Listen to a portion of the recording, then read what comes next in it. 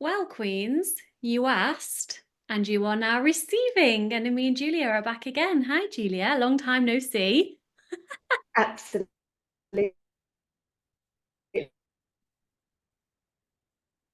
Hello, nice to see you again. Oh no, it's gone, stopped. I know, I was just thinking, It wait, you've just froze. Oh frozen, but no. now you've come back. Can you hear me? Can you see me? Hope it doesn't do that too much. Yes. Okay, cool. If it keeps doing that, we'll start all over again. But let's keep going. It's at what's meant to be, all meant to be. Let's dive Yep. in with the first question. So we got so much positive feedback from the other episode we did together, which if you haven't listened to or watched yet, definitely go back. It's not that long ago and it's called, wait, was The just a shit no few one we've done talks together. about. Which one am I talking about? The shit no one talks about in ED recovery. That's it. And we've had such incredible feedback and they've asked us to do one again together. So we're going to make it a regular thing. And we're going to start off by basing it on questions that are given to us. And we're just going to speak honestly and openly about that. So let us know if you have any other ideas. Always give them to us. And we've got a list going and we're just going to do our best to get through as many as possible. So let's start with the first one from our lovely Gracie. And Gracie says, if you could go back and change one thing from the past, would you? And if so, what? Julia, I'm going to hand it over to you to answer first.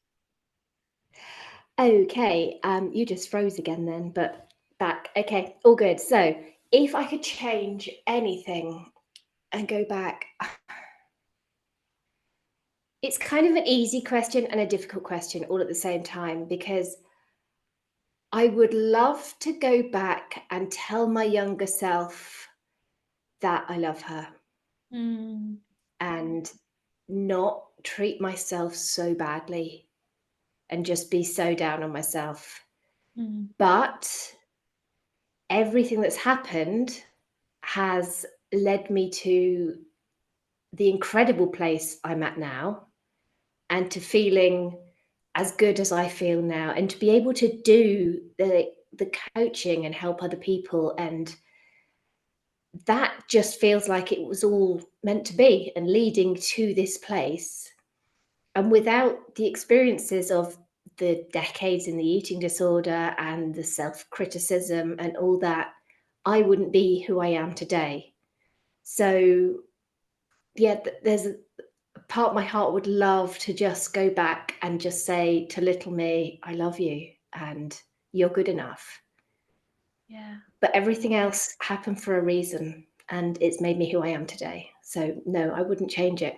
Even though it was hell, it was shit, but I still wouldn't change it. How about you? The exact same answer. And I knew it, like I intuitively knew we'd have the same answer because if I even went back and said to little me, I love you, you're enough, that might have changed the course of my actions somewhere along the line, which wouldn't have led me to the woman I am today. So, like you said, it's easy to answer from a position of where we are now looking back. But in answer to you Yeah. specifically, Gracie, I would not change a single thing about the past because every tiny choice I made has gotten me right here today, recording this with my beautiful friend Julia. So I wouldn't change anything. So I hope that gives someone hope and help who is currently perhaps in the hellhole of an eating disorder or an abusive relationship, or even if it's with themselves, whatever it might be, that where you currently are is actually preparing you, almost like I'm thinking of a caterpillar into a butterfly. It's preparing you for the woman you are becoming, and all you have to do to become her is make choices that feel aligned along the way and take action, right? Yes. Yeah. Yeah. The complete metamorphosis. Yes, love that word, metamorphosis. That, and I can say it. Oh, there's an extra bonus. Yeah. Epic. Well Right. done. Let's go on to, okay, so we've got a question by at Micah5227 from Instagram, perhaps, or it might be YouTube. Either way, hi, Micah. So she's wanting to know something about the timeline in which things happened. So I'm not recovered yet, and I would like to know how far I am. I know everyone is different, but maybe there are similarities. So, in fact, I'm going to go first because I let you go first last time. Is that okay? Of course it is. So I wrote down, I haven't done much prep, but I wrote down this because I think it was really in alignment with what I want to say. I believe that how quickly you recover is in direct reflection of how willing you are to go all in with the recovery process. And what I mean by that is, of course, unfortunately, I can't give you a time scale because everyone is different. But if I'm going to share what I did do, and that's not what I would advise anyone to do. Meaning, after the anorexia, I was in anorexia recovery. I was, quote, weight restored, and I went on with my merry life from the age of about 18, kind of having, it was definitely a better relationship with food, but I absolutely was not fully recovered. And so then I spent up until from the age of like 18 to 30 in bulimia with binging and then purging to compensate my behaviors. So the reason I'm sharing this backstory is it wasn't until I was fully ready to face my fear of weight gain, which in all honesty, for me and probably 99.9% of everyone I coach and speak to, facing the fear of weight gain is 99% of recovery. There's also stuff underneath why you're afraid of weight gain in the first place to do with childhood and not being seen and validated and loved. There's many layers to it. But when I was truly ready to face my fear of weight gain, I recovered literally a matter of months because I was all in. I didn't have one foot in the door, one foot out the door, one foot on the gas, one foot on the brake. So I guess the last thing before I hand it over to you, Julie, what I would say to that is if you're going all in with everything that you have and are capable of doing with the right support, I'm talking a matter of months, not years in recovery. And I'm curious about obviously your opinion on this.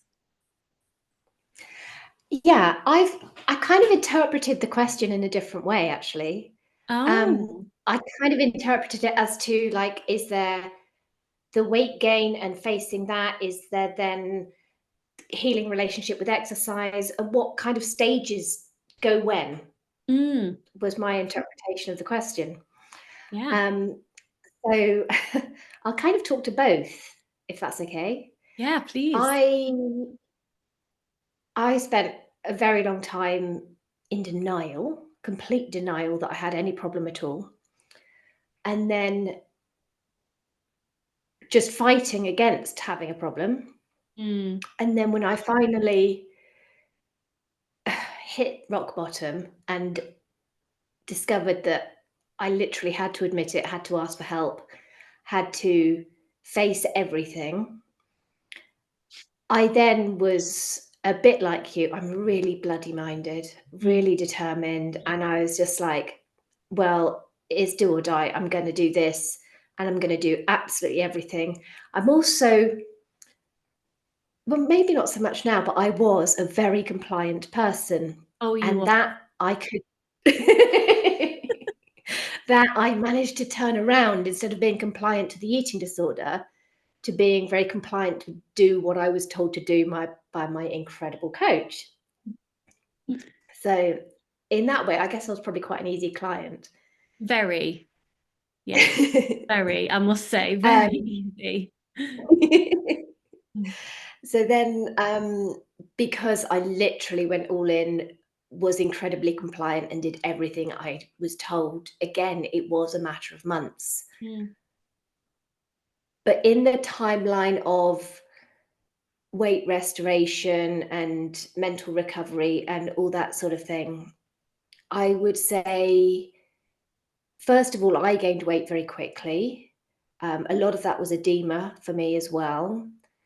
And I had to stop all exercise and low level movement because I had such a compulsive relationship with it. mm, So as I was going all in, I ate. everything I needed to eat. And I was actively looking for, what was it? I had one of my clients gave me an amazing phrase, concentrated calories. That was it. Oh So food yeah, with a lot of calories in. I loved that phrase, yes, concentrated calories. So I good. think so, because it has no morality to Um, it either. no. So things like nuts and cheese and things with lots of fats in and lots of proteins and stuff that I could basically get a lot of calories and energy and nutrients from Mm, without having to feel that difficulty of feeling really, really full. So I was still getting all the calories in, but in an easier way for my mind to handle yes. as like the feelings in my body, I suppose. Um, so yeah, I went all in with that and with not exercising and then doing all the work. I suppose I needed to weight restore somewhat before my mind could even Mm, focus on doing any of the mental work, any of the childhood trauma and all that sort of thing. yeah. And I felt that I was pushing against that a bit to begin with because it was so frightening and it was just so much to cope with and learning that I'd been living in some kind of fantasy world that I'd created to protect myself from my reality. Mm, That was hard to cope with. So I was kind of that came second to the weight restoration. yeah. But for me, I actually think the physical healing within my body has probably taken the longest Mm, for all the edema to go down, for my body to stop hurting, for my digestion to heal, for my nails to stop snapping, for my hair to stop falling out. That's all taken a really quite a long time. yeah. And so I would say that that's one of the last things. And I think my body trusts me so much more than she used to, so much more. But I still think my body doesn't fully trust me. Mm, And I say this because there's still the occasional night where I wake up and I need to have a snack because my body doesn't trust that I'm going to give her enough food. mm. It's normally if I've been extra busy in the day or something and I must have needed more fuel that I hadn't accounted for. Yeah. Not that I count calories because I don't. So yeah, I would say the physical healing comes last for me, but I think everybody is very different. And obviously, I had 40 years of Yeah. healing to do. So Yeah. that's a lot of work for one body to deal with, isn't it? Yeah. I think that's exactly right. And I'll speak to it a little bit because I interpreted the question differently. So it might be helpful to share my view. I was going to say something to do with the length of time that you was in severe restriction for, in my opinion, again, is in direct reflection of perhaps not that it would take another 40 years for your body to physically recover, obviously, but it's taken longer for your physical body to do the repair works internally because of Yes. the length and the depth of restriction that you were in. Whereas for me, I was in, of course, severe restriction in the anorexia, only for about, I say only, 4 years is more than enough to be in anorexia, like clinical anorexia. And I was still pretty young. I was under 20. So then when my anorexia morphed into like bulimia, at least the binges were keeping me alive in a way. So when I would eat like Yeah. so much food in one go, and then I would then compensate or try to compensate, I was at least getting a lot of food in and nourishment in until I was 30, until I decided that actually I really want to truly recover and not have any kind of eating disorder. So for me, when I started true recovery, I guess my body, even though I was not mentally recovered in any way, shape, or form, my body leading up to that decision of when I was 30, of being like, no, I'm ready to fully go all in, even though I was still very lean and I won't use the percentage of body fat, but I was very low body fat then. At least I had had some kind of inner repair work from the binging that was happening leading up to this point. So when I fully committed, I gained weight very quickly, like so quickly that I would get bright red stretch marks on my skin because my skin couldn't keep up with the fat that it was storing. And as you can imagine, I hadn't rewired my fear of weight gain then, because obviously that, for me, not obviously, but that took the longest. So I was in a fatter body. I've spoke to this before, but I still mentally had an eating disorder. And that was, I don't know what got me through that. It was literally that, not willpower, because it's different to the pure will within you of wanting Yeah. something so badly. And for me, it was like absolute freedom and acceptance and authenticity of who I was.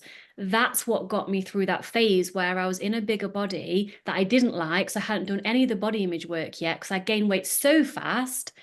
I then had to just be in, I would say, for about 8 weeks, a couple of months in the stage where I hated my body as I was rewiring my fear of weight gain, as I was doing all the psychological stuff, the childhood trauma stuff, the self-love stuff, the body image stuff, and then everything kind of fell into place for me. But that's where most people, I say, go wrong in quotes, because there's no really right or wrong, but that's where most people relapse, if you like, because they gain the weight Yeah. first, but they've not done the mental work or perhaps had the right support from someone who even knows what they're doing with that deep work. And so they're living Hmm. in a bigger body, but they're still having an eating disorder in their mind, right? Yeah, that is really hard. Um, Mm. and it's allowing yourself to feel uncomfortable. And Yes. that's really hard to do when you've not allowed yourself to have feelings for so long. Yes. And I suppose that's another part of it, isn't it? Accepting that you have feelings and learning how to feel them. That's also a huge part. That took me quite a while. Yeah. That's so true, Julie, because I've noticed, and I'm curious if you've noticed this in your clients too, those that work with me, including myself, with eating disorders or past eating disorders, we are all very highly intuitive and we feel emotions deeply. And so, because we feel so deeply and we're so highly intuitive, there's so much pain there from childhood, depending on obviously the childhood we've had. The eating disorder is there as a coping mechanism to support in a very disordered, harmful way. But at the beginning, it was supportive. And so when we're then letting go of the eating disorder, like you said, we're then left with these overwhelming feelings that we've been numbing and disassociating and running away from restriction. That's another kettle of fish that we have to delve into and understand and feel. And ultimately, Yeah, you cannot heal from an eating disorder. It's impossible to heal from an eating disorder and not feel emotions you don't want to feel. absolutely. It is. And that's a practice. That Yeah. doesn't happen all at once, does it? It's not like you can feel stuff, you can like actually manage to feel something tomorrow and then you're done. Yeah. It's a, such a practice. And it is allowing yourself to stop running, stop trying to distract yourself, stop looking for something else to take away the feeling, and actually just sit there and be with it. So Yeah. that's, yeah, that's another big phase that I think starts towards the end of weight restoration. I felt the feelings started to really come in for me, Mm. and I would say it's still a practice. I'm so much better at it now, so much better. But I think naturally humans tend to run from their feelings. Yes, for sure. Yeah. And it is a So practice and a beautiful practice. For me, it came yeah, up when the weight gain happened. And usually I would use restriction to cope, and it relieves the anxiety in the moment. Even if the body's not changed immediately, the anxiety is relieved a little bit because you're planning on a restriction or whatever it was. But actually taking one day at a time, that's what's got me through. If I had sat in a bigger body without being mentally recovered yet and looked into the future, that was overwhelming. So I was like, one day, this day, now at a time. That is it. So do whatever I can absolutely. do in this moment. Yeah, absolutely. I don't think you can do anything but one day at a time because it's just too much otherwise. This is too overwhelming. And there's too much unknown as well. If you start looking into the what if this, what if that, And it's all what if, there's no knowns. Exactly. So just hold on. So the advice I would give is, for me, I held on to the vision of what I wanted, and I wanted freedom. So I had like a Yeah. vision of the direction of where I was going, and I just took one day at a time. And then I arrived. I Yeah. mean, it never arrived, right? But I arrived in recovery land, which is where I'm rocking around these days, and I'm going different places in recovery land. But before you know it, you will get there. And it is a matter of months if you go all in and ready to face that fear of weight gain and feeling, right? Yes. I just wanted to quickly speak to when you said you knew what you wanted, Mm. and that was freedom. Sometimes it's really hard to know what you want. Mm. And if you don't know what you want, sometimes it's easier to say, what don't you want? Yes. And move Don't from want the that hell of place. the eating disorder, and move from there. Yeah. So when you don't want to stay in this hell, when you don't want to exist in this half-life prison, when you know what you don't want, you can start moving towards what you do want. I love Because I that. know to begin with, I found it really hard not to know what I wanted, Especially if but you've I knew what never I didn't want. experienced freedom before. Yeah. Yeah, because I had, before I was 9, I vaguely remember being completely free in who I was. I mean, I understand now through childhood stuff, I actually wasn't, but as far as the eating stuff went, I was. So I had that vague intuitive memory of feeling free, which is why I knew what I wanted, but you didn't have that. No, So you created no. it So yourself. I did find it hard to know what I did want. Mm, But I did know what I didn't want. yes. And so I could move from there. I knew what I wanted to leave behind. Very powerful. Very powerful. Right, let's have a look at the next one. So thank you for the question, Micah, if I'm pronouncing your name correctly. Okay, so now we've got, I do know this user, but they haven't put their name in the user, so I'm not going to say the name. And she would like us to speak to harmful treatment in inpatient eating disorder centers. She says in Germany, they're allowed to fixate you, force feed you, give you medication. Now, I have a lot to say on this. I don't want to take up too much time with this, and I want to offer you your thoughts first, Julia, on this. What do you think about a patient inpatient treatment who are obviously being force fed? Perhaps there's not a lot of compassion there. They're just there. They have to do what they have to do, and then when their weight restored, off they go. Like, what's your opinion on that? Oh, it's difficult, isn't it? I don't want to say anything's right or wrong because Mm, it's not. And for some people, that somebody else taking the responsibility of it, weight restoring them, is something that they've not been able to do themselves. And if that happens, and you can get the mindset of, okay, now I am taking on more nutrition and my brain is able to function better, mm, and I can get the help to start doing the mental work, then it can be really, really helpful. But I have so many people telling me and experiences that it hasn't been beneficial for a lot of people. And I, my opinion, this is just my opinion, it's not right or wrong, is that if you take responsibility for your own recovery, mm, that is where your power lies. And if somebody else is force feeding you and medicating you, that's not your responsibility. And you can almost shift the blame onto them and still keep, I suppose, in cahoots with the eating disorder, saying, this is not my fault, somebody else is doing it to me. mm. And that's not recovery. Yeah, I agree so much. And also, there's a part of rebellion within that. So Yes.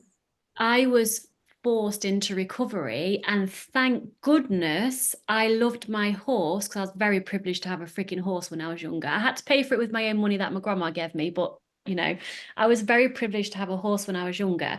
And thank goodness I loved my horse more than I loved the eating disorder. So that was used against me. So basically it was, if you don't eat this, we're selling the horse. And I knew my mum was being serious because she wanted me to live, right? I was slowly dying. So thank fuck I loved my horse more than the eating disorder. And I would sit there and like I wasn't inpatient. I was like out, I had all the appointments, but I wasn't in the pay. I was like given regimented rules and foods like outside with my parents' supervision. And so I would sit and eat and like literally physically scratch down my face because I hated, I did not want to eat. So that did save my life. But in a way, if I had been given the space, and I'm saying this with love because everyone who I am assuming, everyone who works in inpatient treatment centers, I'm assuming they want to help. That's just an assumption, right? I'm assuming whatever they're doing, whether I agree with it or not, they're wanting to help people get better. That's what I'm just gonna, that's the story I'm creating around this to make me feel better about this, you know? But like you said, true recovery never happens until you take full responsibility for your own recovery Yes. journey because I was rebelling against the pressure and the force feeding. And I was like, fuck you. But whereas if I had been given the space and the education, what I was doing to my body, if I'd spoken to someone with anorexia who hadn't got better, I guess if I'd had access to a coach like you and I who had been there, who had recovered, who gets it, and I'd chosen, I want recovery. I mean, I'm glad I didn't choose that because I wouldn't have gone through the journey I've been through and I wouldn't be here now, but I would have recovered within, before my 20s, potentially. So I think I'm kind of going off the question here. Let me just bring myself back into the question. What do I think about it?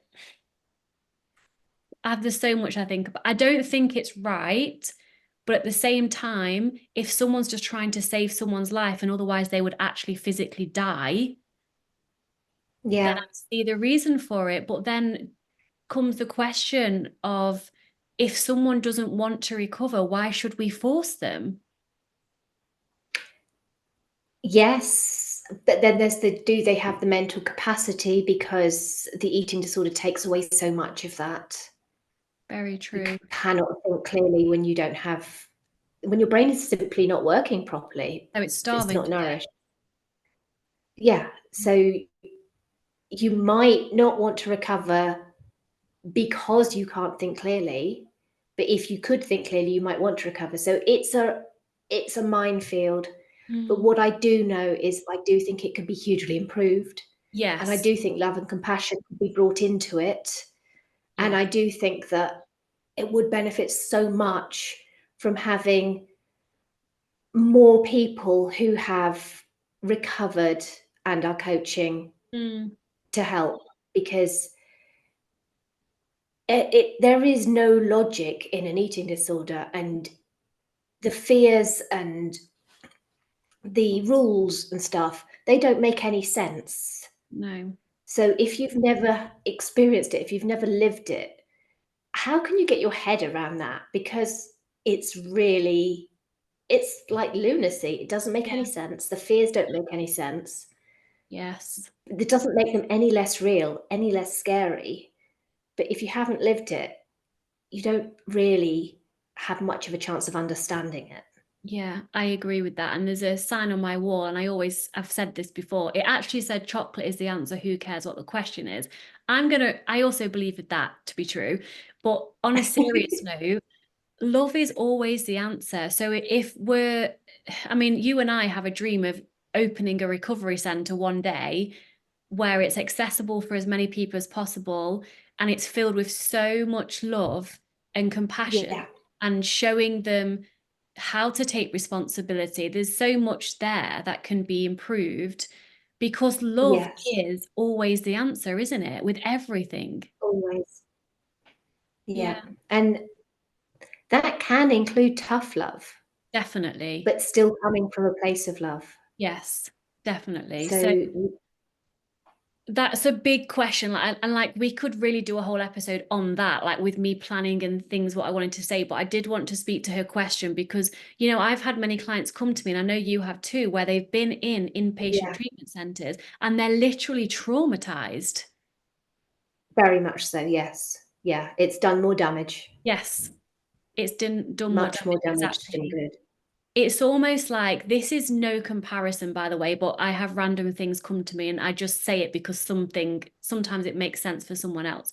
If someone has never been to a gym before, ever, and they want to get strong and they're learning how to do a squat for the first time ever, if a personal trainer who knows what the fuck they are doing is training a person to squat with correct form so they don't injure their body, it's a lot easier for the personal trainer and the client than a client going to a personal trainer who was trained herself or by a shit personal trainer before. Her squat form isn't good. She's actually harming her body in the squat form with weight on, and the Yeah. personal trainer is trying to recorrect what the person's squat already is. It's a lot more challenging to recorrect that squat when it's already been performed badly so many times. Does that make sense? Yes, it does. Yeah. And I don't know, part of me just feels that sometimes inpatient seems to be a punishment for being ill, Yes, yes, like 1,000%. prison. Yeah, I get it. And that's Um, completely not right. And that's taking the love away straight away. yeah, Yeah. yeah, So love it. We need to pour more love and compassion in, and we need to create more space to get to the inner work because it's not just about, I say weight restoration. I wasn't even weight restored when I was like signed off because I was still underweight for me. yeah. So more time needs to be taken. And I know the resources aren't there. And, we're not the government, but this is a big fucking problem. It is. It is. Um, but yeah, it boils down in my eyes to love and compassion Yeah, me too. and responsibility, Yeah. allowing people to have responsibility for themselves. And actually, no, I'm off on a tangent. And I was just, a lot of times people are not consulted about what's right for them. Yeah. Everyone's It's different. a tick box, It and is. everybody's different. Yeah. So true. Yeah. So I hope we answered your question a little bit. Queen Blank, who I know who you are, but you will know who you are listening to this. Let's move on to, I'm excited to talk about this. ML from Instagram wants us to talk about real life on laxatives, right? Julia, you can share what she said to you. Okay. Well, first of all, if we're laughing and making light of Yes, this, when you're in it, I was going to say it's shit, but laxatives. unintended. Um, yeah, no, it is serious and it is awful. And we're bringing humor into recovery, but I very, very clearly remember how awful it was and how much horror we're prepared to tolerate Yeah, to obey the eating disorder. And yeah, that's just shocking. Um, so, yeah, ML said that we were free to share that she has really struggled abusing laxatives, and taken so much that she's had the shit running down her leg in the supermarket because that's what laxatives do. And that is the hard, harsh reality yeah. of what happens when you abuse them. And And why it go yeah, we and go back to like all the, and we'll talk about our personal experiences when we were addicted to laxatives and the eating disorder, but if you zoom out and look at what the fuck are we all doing to ourselves? I know it's a yeah, coping mechanism, but for what reason? Why are mhm. we doing this to ourselves? That's not happy, is it? That's not achieving anything. It is horror. It's a nightmare. Mm. And actually the laxatives don't actually particularly work in No. keeping weight down or anything anyway. It's just grasping at straws, isn't it? It's Yeah. but oh, why? Yeah, why is a really great question. Well, let's look at the small version of why. So my why was I knew because I researched, because I tried and tried and tried again to make myself physically vomit with my toothbrush. Thank fuck I couldn't do that because that would be another purging behavior that I would be having to heal from. So I tried to vomit because I thought that was the most, what word do I even want to use? Like the quote best way, Effective. yeah, the best way to compensate for what I'd eaten. I couldn't do that, thankfully. So the second best way for me was, well, exercise and laxatives. So I knew that by the time the food got from your stomach to your digestion, calories were absorbed anyway, because I was had a fear of weight gain, obviously. But for me, it was more a sense of I need to feel clean, empty. It was that word empty. If I could feel empty, Yeah, I was safe. And the consequences I had was, and I'm sure you had the same, and I'm sure anyone else who is experiencing this has the same. My stomach was actually bloated a lot of the time because there was so much inflammation from the amount that I was taking. It was so sore. And if I physically touched my stomach, it was so sore and sensitive. And obviously, you're just shitting water, aren't you? Because there's nothing in there to shit out apart from water. We're going to go there because that's what people want. Your bum hole is actually sore from wiping water shit the whole time. Is yes, it actually so, is. sore. You daren't ever fart. Dead and fart like a normal person would just No, because that's just find. that hot, wet, nasty feeling happens, and then you're just like, oh God. Yeah. And it's for me, it was every time I ate something, I had to take them. And my digestive system was in a shit state, lol, like pun actually not intended then. I was bloated, I was sore, I was in fear. I was like, I need to have them with me at all times, else I'm not okay. It was like I don't like to use the word addicted, but I was so reliant and dependent on having them with me at all times. And I'd buy different brands and different makes and have them in excess just in case I ran out. And the reality of it is, I mean, I don't want to scare anyone here, but at the same time, I do because this is really we're harming ourselves. I know someone who is my mum's friend who was anorexic as a teenager up until her mid-20s. She's not in anorexia anymore. She definitely has some disordered eating there, in my opinion. But because she misused laxatives for so long, she physically cannot go to the toilet herself now. She has to have this special medication from the doctors, which again is basically another laxative, and she takes an hour to sit on the toilet because she can't push herself. Because she's completely destroyed her digestive, her, what is it, your intestines, the lower part of the digestive system. She can't go to the toilet by herself. And that is the danger when we're doing these types of behaviors and we're self-harming in this way.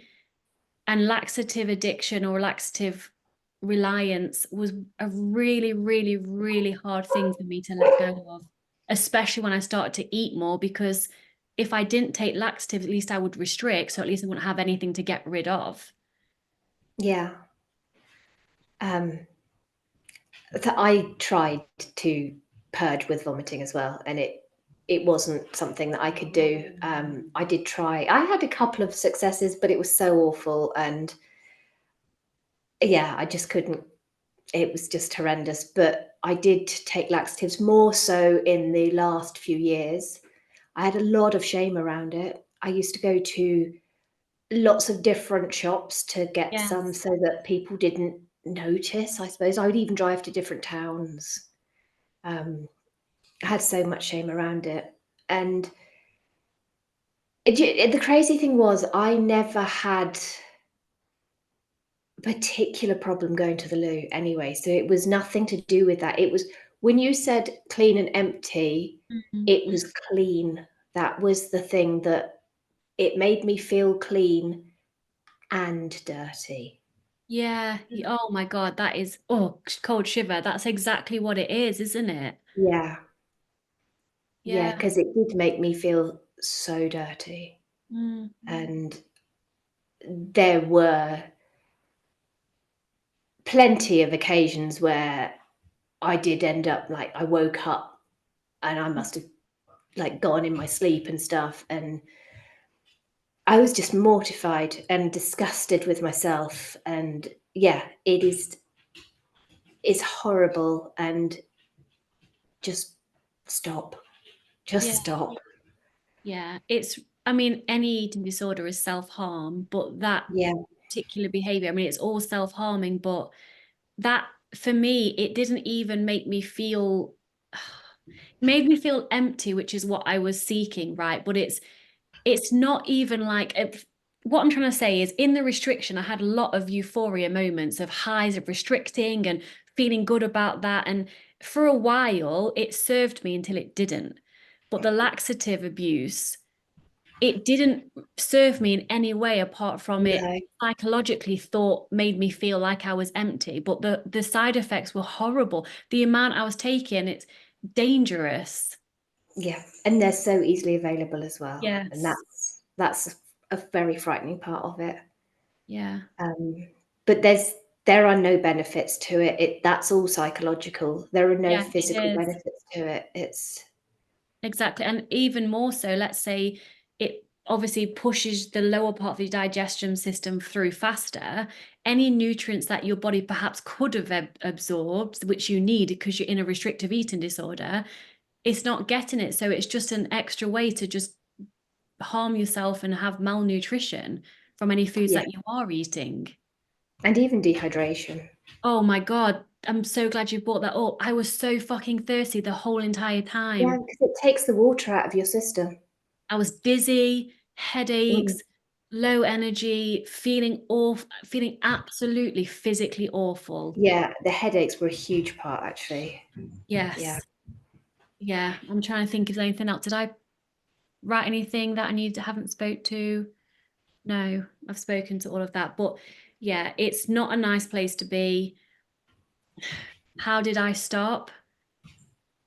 I'm just thinking back because I actually took them all the way up to when I was 30, but not in the same way as that I was during the anorexia, the hard bulimia. It was just again that I don't, this is what your reflection from what you brought in. I don't want to feel that way anymore physically.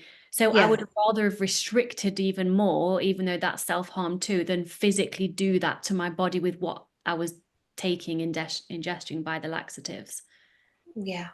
wanting something different for myself and not wanting to, the headaches, I can't believe I didn't even bring those up, the excruciating headaches. You can't function.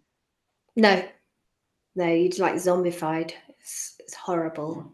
Yeah. Um, and when you do stop, you do need to be prepared to be uncomfortable. Oh my God, yeah. When you don't go to the toilet that next day. You do need to be prepared, and you're gonna feel bloated, and you're gonna feel uncomfortable, and you're gonna feel like you've broken your body, Yeah, yeah, and that it doesn't work anymore, and that you have a reliance, and you're gonna want to start to take them because you yes, think your body's not gonna work, but yes. you have to give your body that chance. It will work.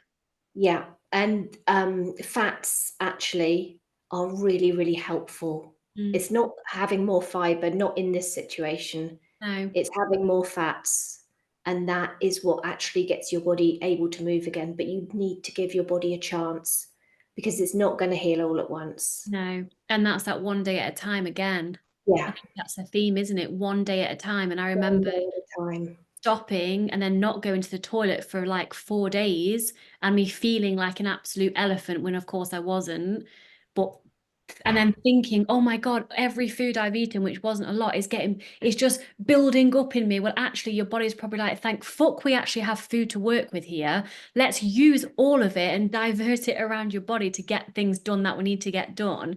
So again, that fear, that false experience appearing real, although it feels very real, it's not real. So be in the moment now, one day at a time, through giving up Yeah, laxative abuse, healing from an eating disorder, leaving an abusive relationship one day at a time. yeah. One thing I just wanted to mention when you're saying about not going to the toilet for days, and that is what huge amount of people experience. Mm. I experienced the opposite, and I Yeah. thought I was never ever going to be able to have another solid poo again. In I thought, recovery. yeah, I Yeah. just thought it was just constant liquid. I thought I'd ruined my body to be able to even form proper poo Yeah. from the laxatives. Yeah. So not everybody gets the same symptoms, Mm. and that's okay. They're all Yes. still from the same thing. Yes. But trust your body. Yeah, And because that she old does heal. saying, I mean, who is it? Who else says it? The best time to plant a tree is 100 years ago. The second best time is today. Yes.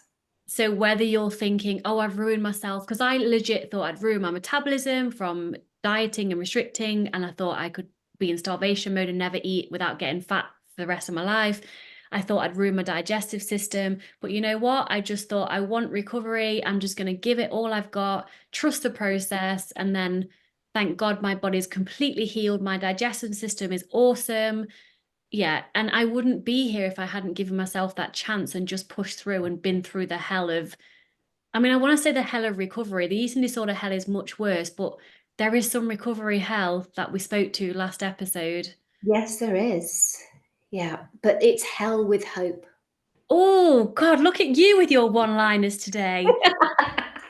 Clean and dirty, that was definitely one. Yeah, Hell and hope, hell with hope. that needs to Yeah, be the title. hell with hope. Yes. Hell with Hope with Julie and Victoria. Yes. Amazing. Let's go Oh, on to, I feel like I need to turn my light on soon. I might get up in a minute and turn my light on. Let's go on to being a bitch. Now, this is also from ML. And the reason I put that down to speak to today is because for me, when I was in the eating disorder, number one, I was hangry all the time, most of the time. In the anorexia, I wasn't hungry because I didn't want to eat, but anyone that encroached on my eating disorder space, anyone that offered me food, anyone that tried to get me to eat, I would be so angry and defensive against them entering my space. And I don't want to, I spoke first last time. So do you want to speak? Because I know you very well, obviously. And I know you and how you feel now. You're connected to your feelings. So I'm curious because I don't know the answer to this myself with you. Was you able to feel and access the feeling of anger during your eating disorder? no, I wasn't. So I didn't get angry with people, but I was cold. Mm. I was very, not just physically cold, which I was, Yeah. but I was very cold to people. I was very, I suppose, nonchalant, Yeah. and I could very easily, given, I mean, my children used to hate my looks. Your I looks will could give kill. a really cold look. I could be, I suppose, quite scathing in how I acted towards people, and um, yeah, I could, without being angry or raising my voice or anything, I could show a lot of displeasure and irritation, I suppose. Mm. And I also did silence very, very well. Yeah. So I would withdraw, be very silent. I wouldn't speak. I wouldn't look at people. And yeah, if so, I, I suppose questioning me about food. Have you eaten today and stuff Mm. like that? I would be, what right do you have to question me? As Defensive. yeah, um, I don't, why are you checking up on me and all Mm. that sort of thing. So I'd be, I suppose, accusing people of being unpleasant rather than, Caring. yeah. Yeah, same. Especially when I have two like different memories really of anger and eating disorder. So in the anorexia, of course, when anyone, especially my mom, oh, have you eaten today? Let's go here. She may as well have pulled a gun to my head. The amount of fear I had, but then I expressed that through anger and annoyance at my mom with her offering to check up that I'd eaten. And I was like, get off my back, stop encroaching on my eating disorder and my rules. I didn't say these words, but that's what was going on. I hate you, get away from me. I actually told her I hated her, and of course I didn't. I hated what she was making me do, and I didn't want to do it, and that was recovery. But then when I was in the bulimia, I remember one time is actually sticking out to me. I used to work in a bank after I stopped working with horses, and I had a really good friend called Jazz, and me and him would go to the town for lunch. And because back then I was either on the diet, on the wagon, and eating perfectly and clean, or I was off the wagon and binging my face off for a week before I restricted again for 2 weeks, depended on what I would eat when we would go out for lunch together. And so I had decided that this particular week I was on it again, and I was like being super strict and calorie counting and all the things. And I met him for lunch, and I had to nip somewhere, and I nipped somewhere and came back, and he'd got me as a surprise one of my favorite Thornton's, which anyone who doesn't know what Thornton's is, it's like a chocolate company. Thornton's melted chocolate pot with like marshmallows, caramel chunks, this huge big dessert that I used to love. And on a quote binge day, I would have it like happily. And he brought me one of them without me initiating it. And he didn't know about my eating disorder. And so I was so fuming, not towards him, because then I felt bad that because he didn't know what was going on and he was trying to be nice. But inside, I was literally, I actually wanted to like hit him or something, because I was like, how dare you like put that in front of my face? So then I was like having to make a decision. Do I make an excuse and not have it and stay eating clean? Or do I press the fuck it button again and binge my face off again? So all he was doing on the outside is offering me something that he knew I loved. But inside, oh my God, the emotional turmoil that was going on and a lot of anger, like how fucking dare he? And he didn't have no idea. But I was so angry. And those that I was closest to, my mom, hi Evie, hopefully Evie, hi Daisy in the background. Sorry. Those that I was closest to, my mom, my dad, my sister, were the ones that I didn't hold back from my anger with. And those listening might relate to this. So whoever you're closest to, you obviously are your more authentic, expressed self. So I was very angry, resentful, defensive towards my mom in particular. Even when I was in the bulimia and she would like want to take me out for coffee and it would be a Wednesday, I couldn't go out for a coffee on Wednesday because then I might be tempted to eat cake. So it has to be on a Saturday only.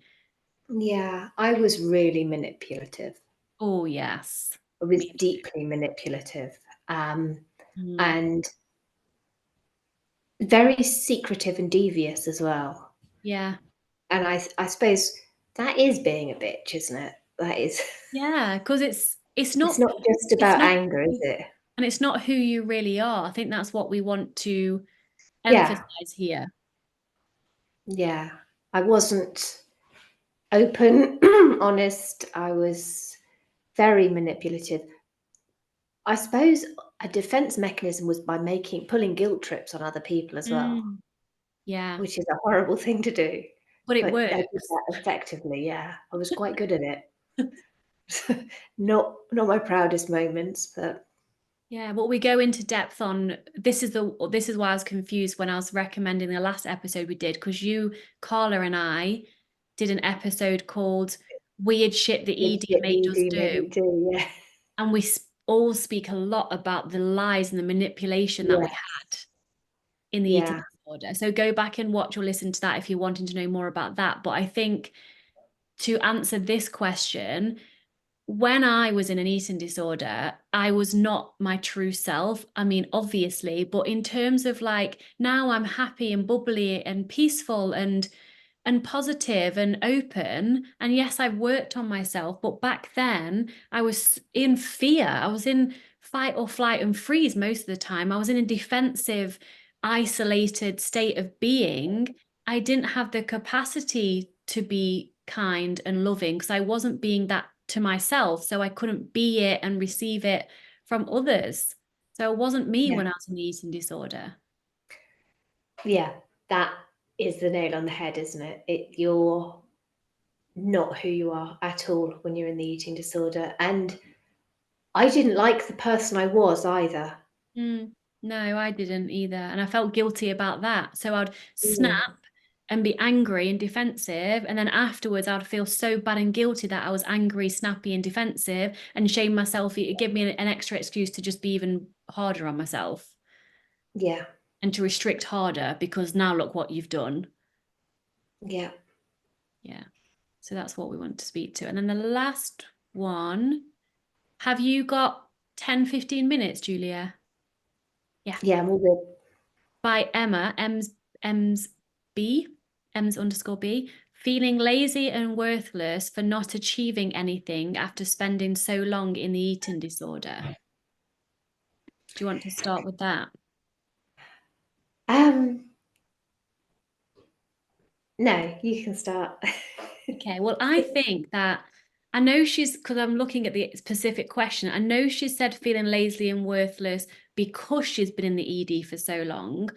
But it's all interconnected for me. So feeling lazy and worthless is one of the reasons why the eating disorder would have been created in the first place, to feel, there's many reasons why it's created, but to feel good at something, um, to not be lazy, because I grew up with, if you sat and watched TV in the afternoon, then that's lazy, and that's not a good thing, and there's shame in that. So in the eating disorder, moving a lot, and this is linked to being busy and getting stuff done and cleaning and only sitting down when you've done everything on your to-do list.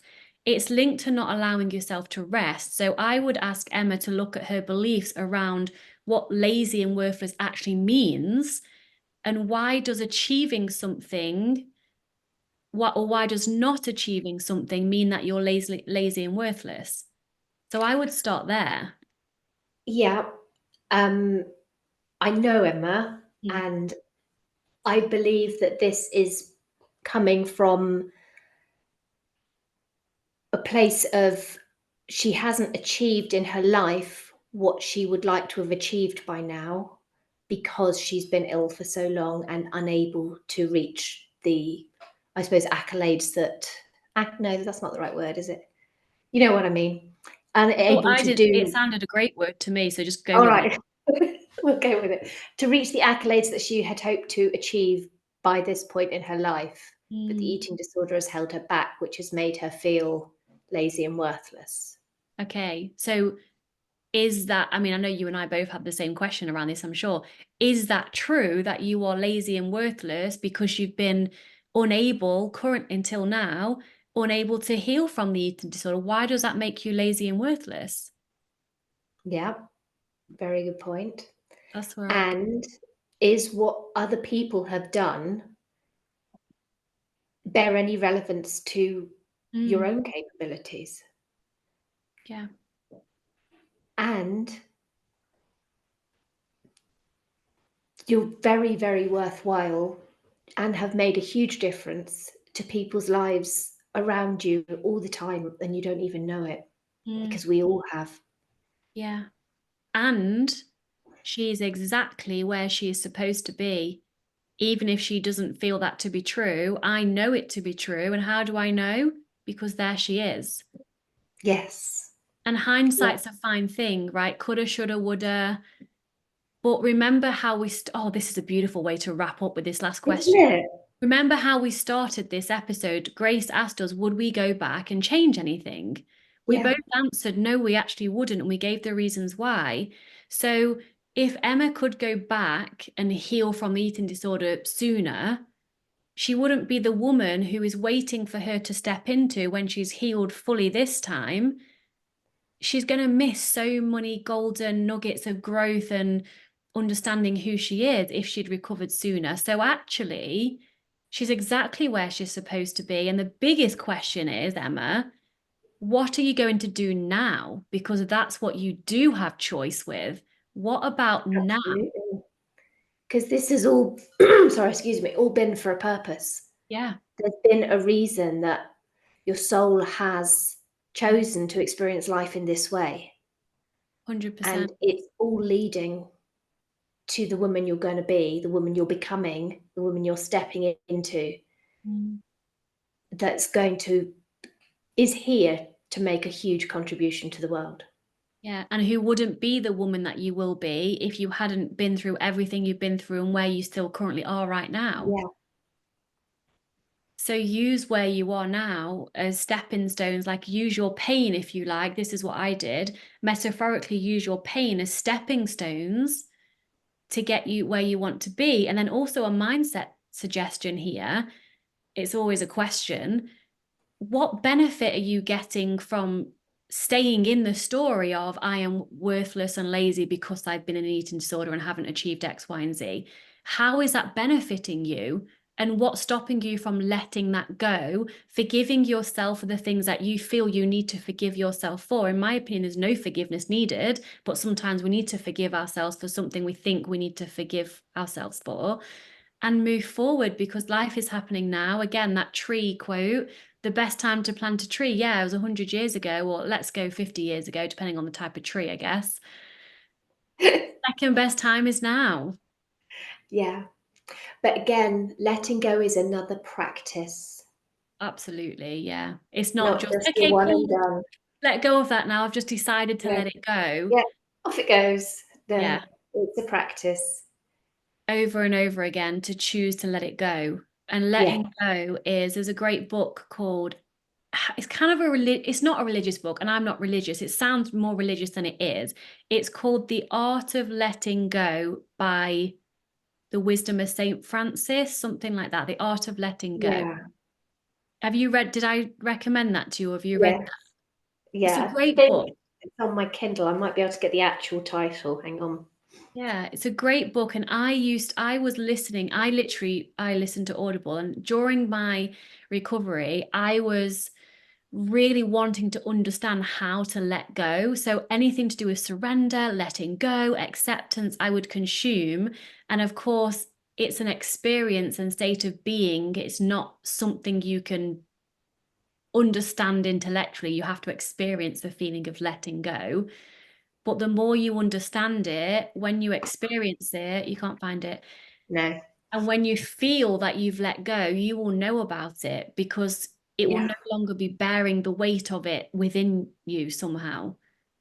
yeah, absolutely. But it is very much a practice, and it kind of feels like, well, I don't know how to let go. Mm, And how do I let go? It's there. I can't stop thinking about it. mm.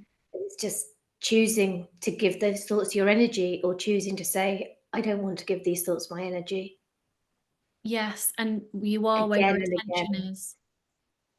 Yeah, so just focus on, so choose to let it go. Even saying out loud, I choose to let this go now. And Yes. energetically or physically imagine, like, whether it's in your head or in your heart or in your body, it like physically, you can even like physically like pretend to get something from you and put it away from you, depending on what resonates. I wrote it down a lot and screwed it up and threw it away. Yeah, Literally. So I put the thought on paper, yeah. screwed it up and threw it away. For a statement, and you Yeah. can burn it, and so those can help.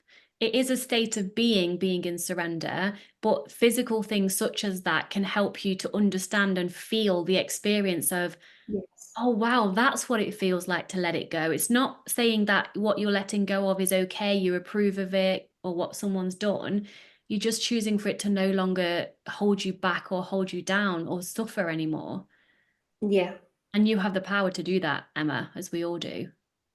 And with kindness and compassion and self-love, as again, love is always the answer, Always.